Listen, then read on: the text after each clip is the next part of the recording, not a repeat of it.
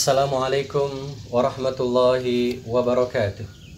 Alhamdulillahilladzi hadana lihada wa ma kunna linahtadiya laula an hadanallah. Laqad ja'at rusulu rabbina bil haqq wa nudu an tilkumul jannatu uristumuha bima kuntum ta'malun. Asyhadu an la ilaha illallah, asyhadu anna Muhammadar Rasulullah sallallahu alaihi wasallam wa ala alihi wa ashabihi amma ba'd. Apa kabar pemirsa sekalian?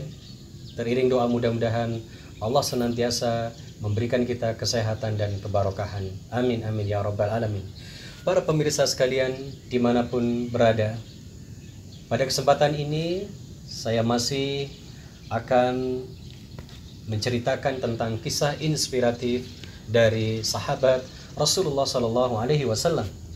Kalau dalam edisi yang lalu saya sampaikan kisah Abu Bakar walaupun sangat sederhana dan sekilas, maka pada kesempatan ini saya akan menceritakan tentang sahabat Rasulullah Sallallahu Alaihi Wasallam yang bernama Abu Dujana, atau nama aslinya adalah Simak bin Khurrasah atau Simak bin Harsyah.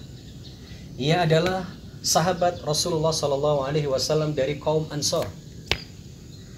Abu Dujana seorang muslim dan seorang sahabat yang memegang teguh prinsip kejujuran, prinsip memastikan sesuatu yang dimakan adalah sesuatu yang halal. Pada suatu ketika dia, Abu Dujana, diperhatikan oleh Rasulullah Sallallahu Alaihi Wasallam, di mana setiap kali sholat subuh, habis selesai sholat, dia langsung lari pulang ke rumahnya. Dan itu tidak luput dari perhatian Rasulullah Sallallahu Alaihi Wasallam, sehingga kemudian entah di beberapa subuh, akhirnya Rasulullah pun memanggil Abu Dujana, lalu bertanya. Abu Dujana dipanggil dan ditanya oleh Rasulullah Sallallahu Alaihi Wasallam, "Hai Abu Dujana, kenapa saya lihat beberapa sholat subuh ini Anda selalu pulang lebih cepat? Apakah engkau tidak berkenan dengan doa-doa yang aku panjatkan agar engkau pun mendapatkan berkah barokah dari doaku?" Maka Abu Dujana pun dengan pelan dan tawaduknya menjawab kepada Rasulullah Sallallahu Alaihi Wasallam, "Ya Rasulullah, perkenankan saya menceritakan apa yang sesungguhnya terjadi. Wahai Rasulullah, saya, anak dan istri saya hidup dalam kemiskinan. Kebetulan saya tinggal di sebuah rumah kecil, dan di samping rumah kami ada seorang muslim tapi munafik.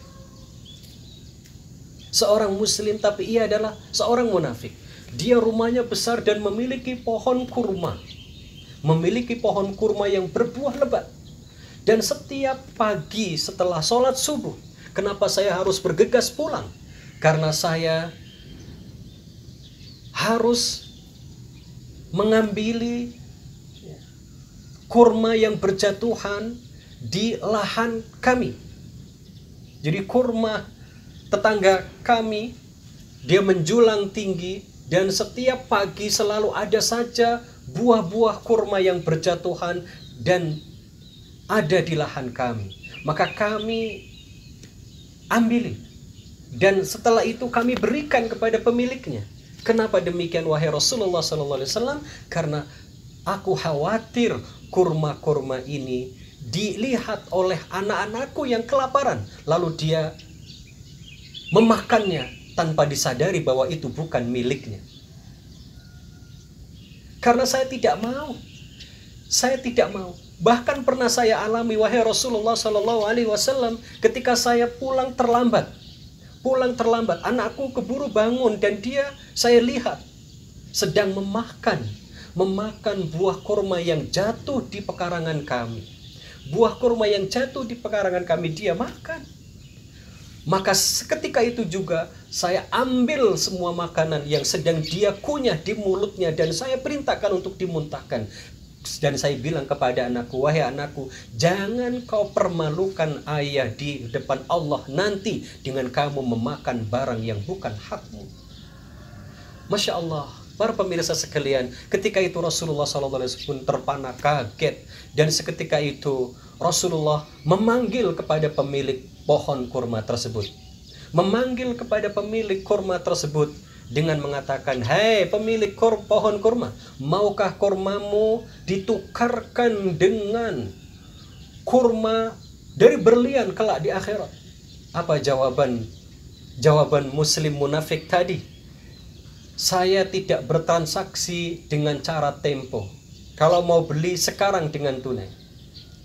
Maka mendengar hal tersebut, sahabat Abu Bakar radhiyallahu anhu langsung membelinya. "Berapa yang kamu mau? Saya beli 10 kali lipat dari harga kurma terbaik." Maka pagi itu si pria munafik tadi pulang ke rumahnya dengan berbangga dan bergembira dan bilang kepada istrinya, "Wahai istriku, hari ini kita untung besar. Hari ini kita untung besar karena pohon kurma kita dibeli oleh Abu Bakar dengan harga 10 kali lipat. Kita kaya hari ini. Padahal kurma ini tetap saja di sini dan saya tidak akan membiarkan siapapun memakan buah dari pohon kurma kita," kata pria tersebut.